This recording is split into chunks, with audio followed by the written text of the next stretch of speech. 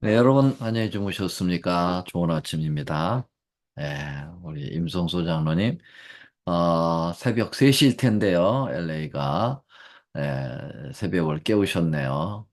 저도 오늘 그 경험을, 하려는지, 저도 3시에 눈이 떠서 이제까지 잠을 못 주고 자고 있습니다. 많이 졸려온데요. 지금 와서 막 졸렵네요. 그쪽에서 많이 피곤하시겠습니다. 아, 오늘 영광의 그날이 오면이라고 하는 이 찬양이 여러 버전으로 있네요. 그래서 다양한 버전을 골라서 이렇게 저희들에게 들려주시는 우리 미디어 부장님 진심으로 감사드립니다. 자, 오늘은 계시록 14장 16번째 시간입니다. 계시록 14장이 너무 중요하기 때문에 횟수가 많이 나가네요. 한 20회 이상은 해야 맞춰지지 않을까 생각됩니다. 네, 자, 둘째 천사 기별과 믿음으로 맘잡는 의 계속 공부하고 있습니다. 어제 공부한 거 잠깐 복습을 하고 오늘 둘째 천사의 기별을 마치게 될 것입니다.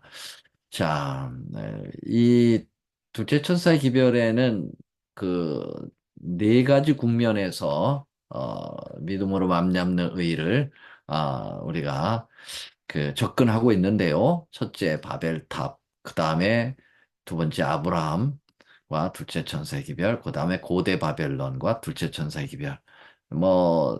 네 번째로는 현대 바벨론과 둘째 천사 기별인데요. 지금 고대 바벨론과 둘째 천사 기별 아직 안 끝나고 있습니다. 어제는 이제 5장서부터 공부했는데요. 다니엘 5장과 둘째 천사의 기별 속에서 어떤 모습이 있었죠? 네, 벨사살 왕이 어, 귀인 1,000명을 초청해서 술을 마시고 신성모독적인 행동을 하죠. 하나님의 거룩한 기명을 가져다가 술 따라 마시고 금은동 철목석으로 만든 신을 경배하는 그런 천인공노할 짓을 저지르고 있습니다. 자, 이런 마음은 바로 바벨론 마음인데요. 이 벨사살 왕에게 하나님께서는 어, 준엄한 심판을 고하시오. 메네메네 데겔 우바루신이라고 하는 에, 손가락만 나타나서 분벽에 글을 쓰게 되고 이 잔치의 분위기는 다 깨져버리고 극도의 공포에 휩싸이게 되는 거죠.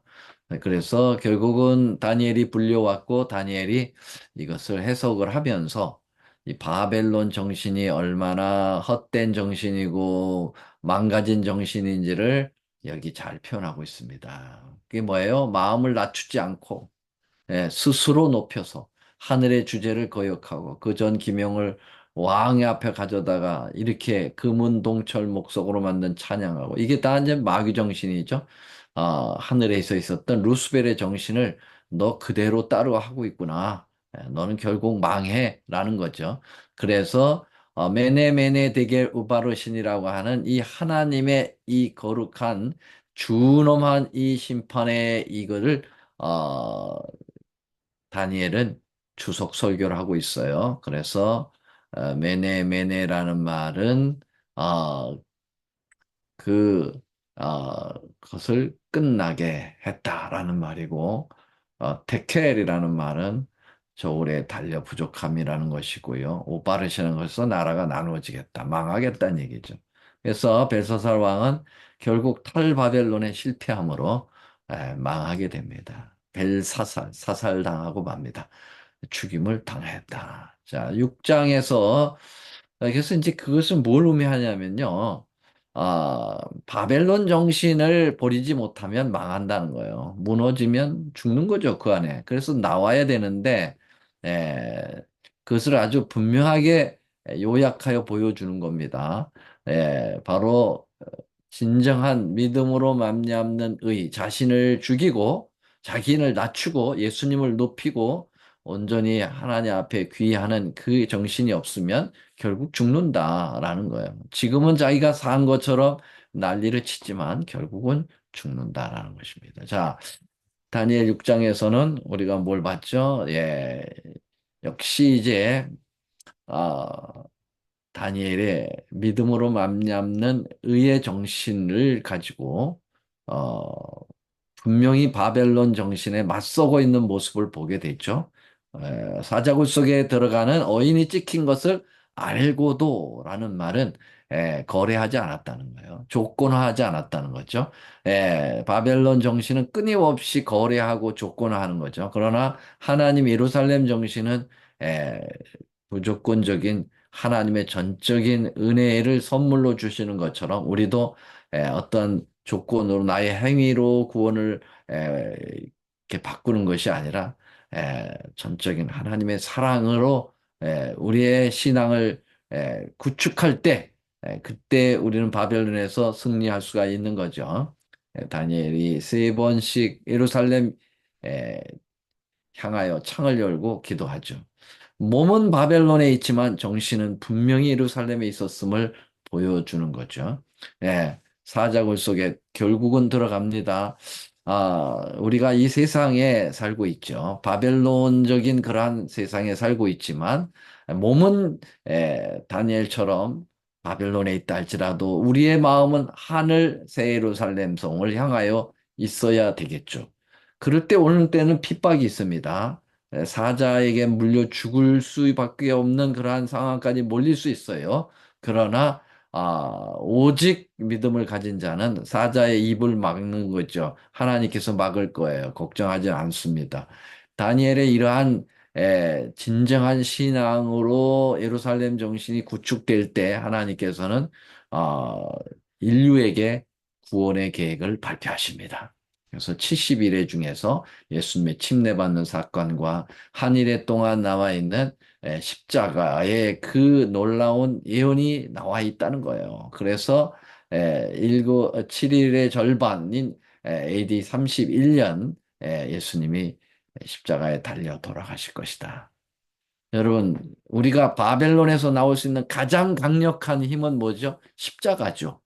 십자가를 붙드는 믿음이죠. 절대적인 사랑을 가지고 우리에게 그저 사랑을 나눠주기 위하여 하늘에 하나님의 아들 예수님이 생명을 바쳤다고 하는 것. 그것이 바로 바벨론에서 나올 수 있는 진정한 정신이에요. 우리 예수님처럼 우리도 온전히 예, 하나님을 의지한 가운데 주님만을 위하여 사는 우리의 삶이 이루어질 때 우리는 바벨론에서 나오게 된다는 사실을 여기서 잘 표현하고 있습니다. 어제까지 말씀드린 부분입니다. 자, 오늘은 제 7장 둘째 천사의 7장과 둘째 천사의 기별인데요. 여기에서 뭐가 나온다고요? 현대 바벨론이 출현합니다. 그 장면을 우리는 다니엘 7장에서 다 공부했습니다. 다니엘 7장을 열면 네 마리의 짐승이 나오잖아요. 첫째, 사자의 몸에 이제 독수리 날개를 단 그러한 나라를 표현하죠. 짐승은 나라를 표현하는데 이 나라는 여러분들이 아시는 대로 바벨론입니다. 바벨론은 그 당시에 지상, 천상, 최고의 나라였어요. 그래서 세계를 주물렀던 나라였죠. 그다음에 두 번째로는 곰이 나왔죠. 곰이 이제 메데 페르시아를 상징하는 짐승으로 나왔습니다.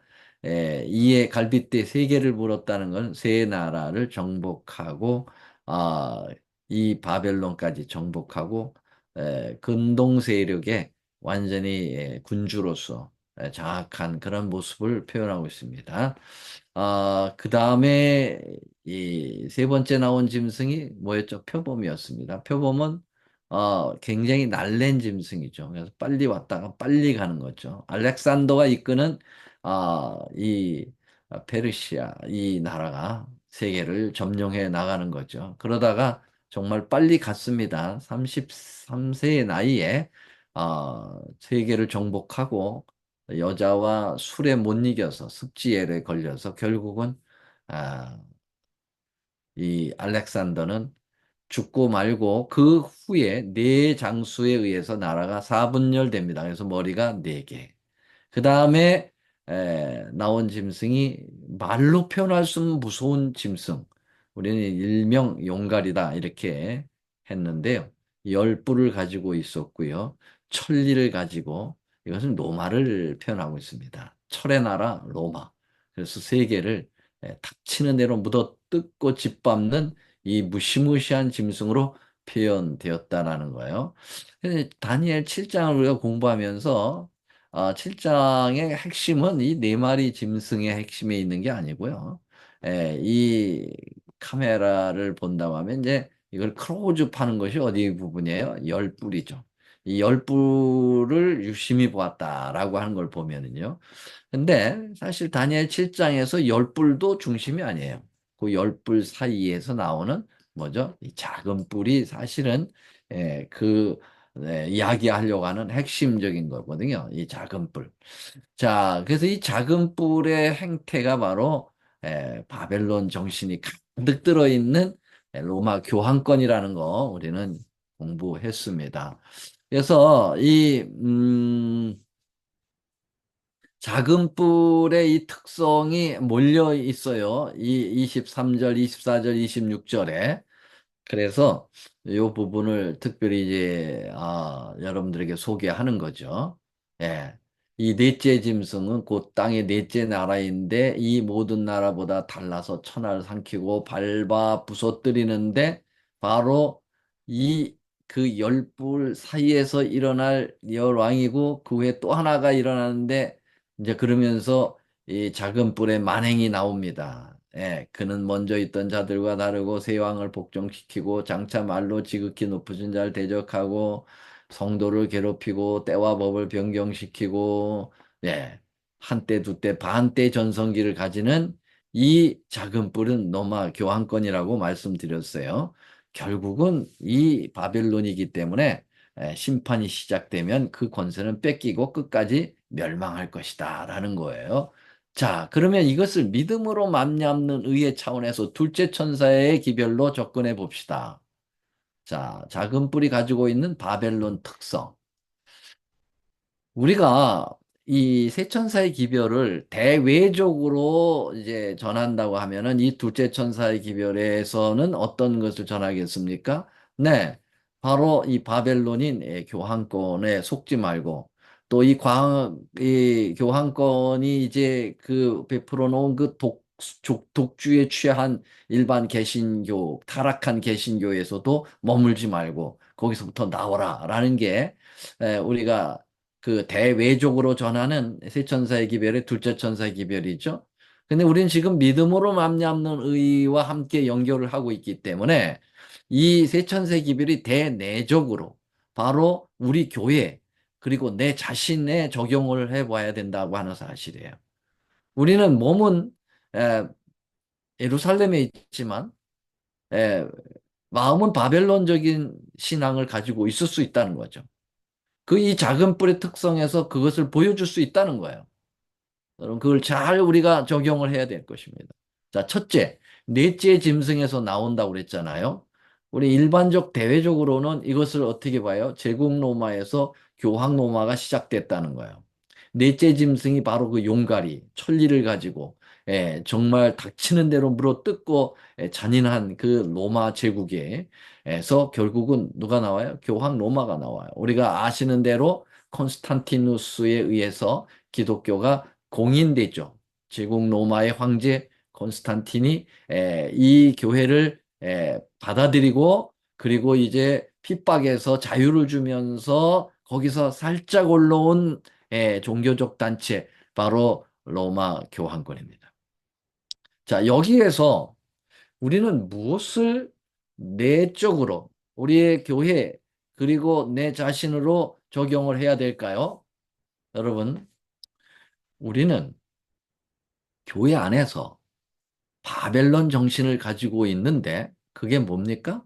교회 안에 자꾸 정치를 하는 거야. 이 교황 로마가 제국 로마에서 나왔듯이 말이죠. 이 교회 안에서, 신성한 교회 안에서 오직 하나님의 진리에 굴복해야 되는 상황에서 자꾸 세상 정치를 하는 겁니다. 사람을 말이죠. 규합을 한다든지 자기를 어떻게든지 나타내려고 하는 그러한 정치적인 그러한 냄새를 피는 그러한 사례들이 얼마나 많습니까? 이거 바벨론인 것입니다.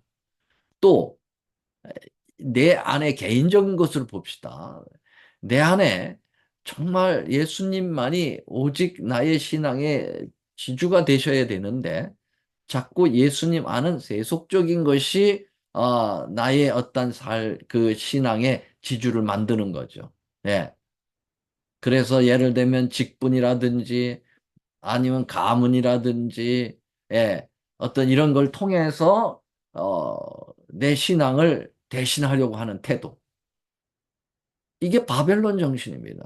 말씀 중심, 성령 중심, 예수 중심으로 가야 되는 신앙이 자꾸 자기가 가지고 있는 어떤 재력적인 능력이라든지, 그 다음에 어떤 직분적인 고위 직분이라든지, 이런 것을 통하여 어떤 교회 안에서, 신앙 안에서 내 마음이 거기에 좌지우지하려고 하는 것. 그게 바벨론 습성이라는 것이에요. 이 작은 뿔의 특성 중에 나타나는 그러한 것이죠. 여기서부터 나와야 되는 거예요. 자, 두 번째로는 먼저 있던 자들과 다르다고 그랬잖아요. 이 교황권은요, 두 가지가 다릅니다. 하나는 일반 그 정치적 왕들하고 좀 다른 게 뭐냐면은, 아, 첫째로는 이 교황권은 종교적 군주이면서 정치적 군주라는 거죠. 그렇죠? 예, 교황은, 종교적으로 교회의 우두머리예요. 또, 교황권이 가지고 있는 이 로마 천주교회는 바티칸이라고 하는 정치적인 그러한 세력으로서 세계에 대사를 파송하고 있는 정식 나라입니다. 그래서 여기를 다스리고 있는 교황은 세속적인 정치적인 그런 군왕이기도 하고 교회적인 군왕이기도 한 것이에요. 이게 다르죠. 예. 뭐 또 하나는 뭐 교황은 다른 나라의 정치 군주들은 자기 나라만 자국만 다스리고 자국 백성들만 다스리지만 교황은 어떻게 해요? 예. 자국뿐만 아니라 전 세계에 가톨릭 교인들이 다 퍼져 있기 때문에 거기까지 다 다스리고 있다는 거예요. 국경이 없어요. 교황권은요. 이제 그런 모습을 우리는 내적으로 우리의 모습에 그런 모습이 있는가를 살펴봐야 되는 거예요. 이 말은 뭐예요? 신앙 안에 세속을 교묘히 섞어 놓는 것입니다. 그래서 이 정말 이게 바벨적 아닙니까? 진리에다가 거짓을 섞어 넣는 거예요. 예, 하나님의 참된 신앙적인 그러한 거기에서 진정한 권력을 하나님의 그 능력을 거기서 십자가의 능력을 발휘해야 되는데 그거 말고 어떻게 해요? 세속적인 것을 갖다가 섞어 놓는 요 모습이 그 모습이 아닙니까? 두 가지 모습이 있다. 내 안에 두 가지가 있다는 거예요. 종교적 군주나 정치적 군주의 교황의 모습이 내 안에 두 가지 모습이 있다라는 거죠. 하나로 만들어야 돼요. 자, 요게 바로 아, 이 다니엘 7장에 나타나는 작은 뿔의 특성 중에서 이 바벨론 특성이라는 거예요. 세 번째. 그 모양이 동류보다 강하다. 교황의 힘이 세상의 왕권을 지배했죠. 여러분들이 다 공부했습니다. 카노사의 굴욕이라고 볼 때 1077년에 말이죠. 하인리 4세와 그레고리 7세 사이에 싸움이 붙었죠. 교황하고 황제가 싸운 거예요. 근데 누가 이겼어요? 네, 교황이 이겼어요. 그래서 황제가 예, 이태리로부터 그 독일로부터 이태리까지 와서 어떻게 했습니까? 3일 밤낮을 빈 다음에 교황으로부터 사죄를 받아 교황으로부터 용서를 받고 돌아간 이제 황제를 했기 때문에 아주 칸노사의 굴욕이라는 말이 있잖아요. 그만큼 교황은 그 중세 시대의 왕권까지 완전히 지배했다. 세상 왕권까지 지배했다. 여러분 바벨론 속성이 세상을 이기는 모습을 보게 됩니다. 그러니까 우리가 여러분 내적으로 이 부분을 어떻게 또 받아들여야 되죠? 여러분 우리가 세상을 이기면 이길 때는 뭐로 이겨야 됩니까? 십자가의 능력으로, 말씀의 능력으로, 예수님의 능력으로 이겨야 되는데 우리는 내 안에 가지고 있는 걸 세상에 그 내 안에 가지고 있는 세속적인 거 가지고 세상을 이기려고 하는 거예요. 이게 바로 그 모습입니다. 정말 이 능력이 하나님으로부터 오는 것을 경험해야 되는데 자꾸 내가 가지고 있는 걸 가지고 세상까지 제압해 나가려고 하는 거예요. 노, 잘못된 거죠. 여기서부터 나와야 되는 거죠. 네 번째, 새 뿔을 뿌리째 뽑는다. 그건 뭐죠? 교황을 반대하는 세 나라가 있었습니다. 열 나라 중에 열 뿔을 열 나라로 볼 수 있잖아요.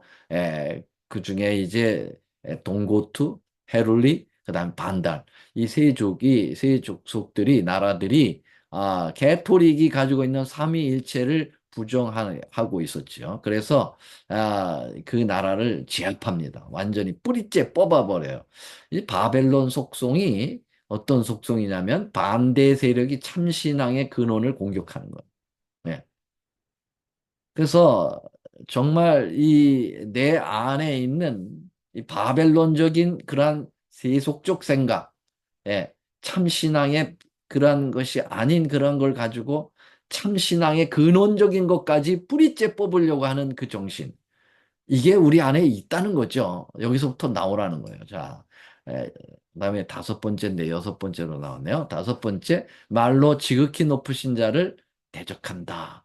예, 이 말은 뭡니까? 교황이 말이죠. 자기를 하나님으로 표현하잖아요. 예, 육신으로 가려진 예수 그리스도 자체다. 교황이. 예, 교황은 예, 이 땅에 있는 하나님이다. 그런 말을 하고 있죠.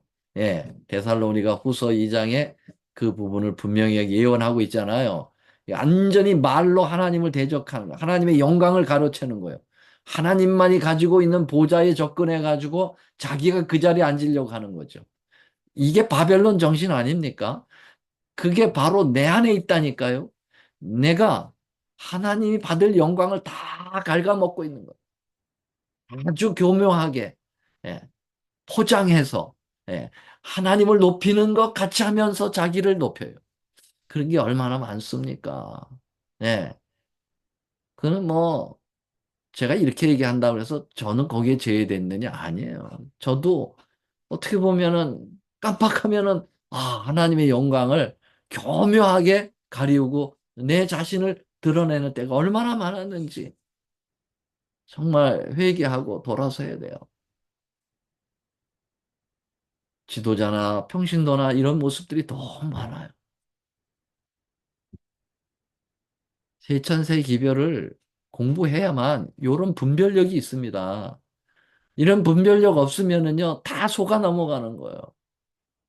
결국은 다 사단의 정신, 바벨론 정신에서 나오지 못한 채로 무너지고 만다는 사실을 기억해야 되죠. 자, 그 다음에 한때, 두때, 반때 동안 성도를 괴롭힌다. 여러분, 이 로마 교황권이 1260년 동안 한때, 두때, 반때, 42달 동안 얼마나 많은 성도들을 죽였습니까? 약 88천만 명에서 1억을 죽였다고 그랬잖아요. 여러분, 내 안에 바벨론 정신이 성도를 괴롭히는 거예요. 내 주변에 있는 성도들을 내 의견을 가지고 내가 완전히 고착된 자기의 정신을 가지고 성도들까지 힘들게 만들어요. 그것을 이야기하고 있어요. 혹시 내 안에 그런 것이 있지 않나를 좀 생각해 보세요. 하나님의 진리를 가지고 하나님의 정말 성령의 역사를 통해서 하는 그러한 모든 것은 성도를 힘들게 하지 않고 성도에게 용기를 주고 힘을 주고 해야 되죠. 그리고 바른 길로 제시하게 되죠.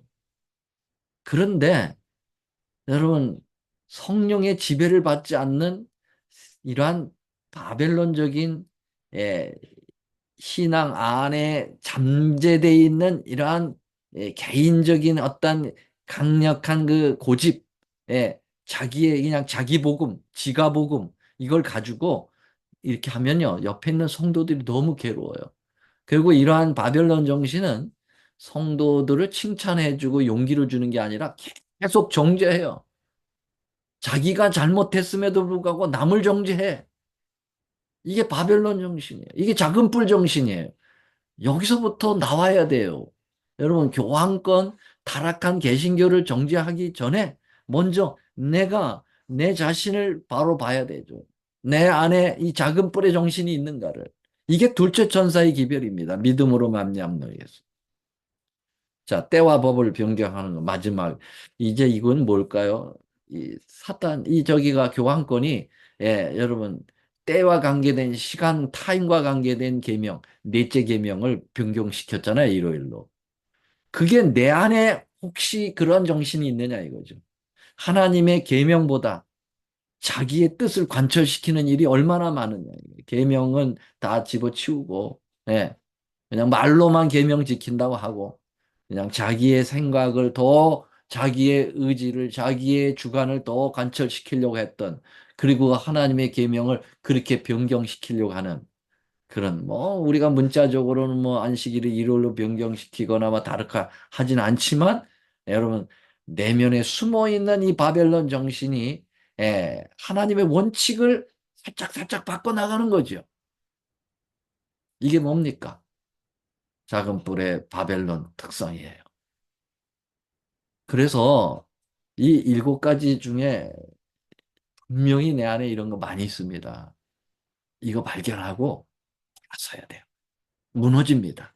이 정신은 분명히 무너지고 결국 망한다고 그랬잖아요. 내 백성아 거기서부터 나오라고 하시는 이걸 들어야 될 겁니다. 자, 이제 마지막으로 네 번째 현대 바벨론과 둘째 천사의 기별인데요. 자, 이거는요. 우리가 계시록 17장에 가면은 이 현대 바벨론을 적나라하게 드러내고 있어요. 그래서 17장에 가서 그때 공부하게 되고요. 그때 믿음으로 말미암는 차원에서 같이 접근할 겁니다. 그래서 요건 이제 짐승을 타고 노는 이 여인의 이 아주 음녀죠, 음녀. 이 음녀의 모습 속에서 이 바벨론인데 여기 이제 아예 자체 그렇게 얘기했어요. 계시록 17장에 보면은 짐승 타고 노는 이 여자가 누구라고요? 5장에 그 이름에 그 이마에 이름이 있는데 비밀이라 큰 바벨론이라 땅의 음녀들과 가증한 것들의 엄이라 이 여자가 성도들의 피와 예수의 증인의 피에 취했다. 자, 이 모습 속에서도 분명히 바벨론 정신이 에, 그 제도적으로도 있지만은 정신적으로도 존재한다. 그것을 적나라하게 계시록 17장에서 공부하게 될 것입니다.